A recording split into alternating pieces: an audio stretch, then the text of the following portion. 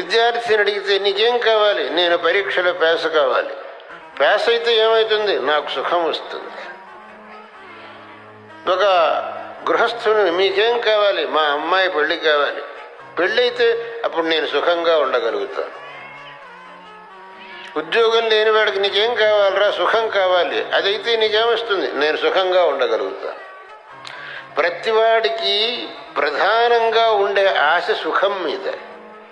ఆ సుఖం ఎలా వస్తుంది అని మిగతా వాటి మీద ఆశ.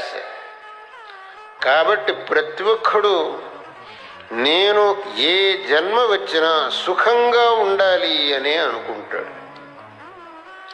ఆ సుఖంగా ఉండాలి అనేటటువంటి ఆశ నెరవేరాలి అని అంటే మనం ధర్మాన్ని ఆచరించాలి.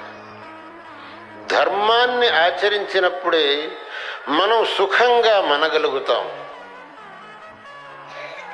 మనం ఈ జన్మలో ఏ కొద్దిగా సుఖపడుతున్నామనంటే కిందటి జన్మలో మనం ధర్మాన్ని ఆచరించాం.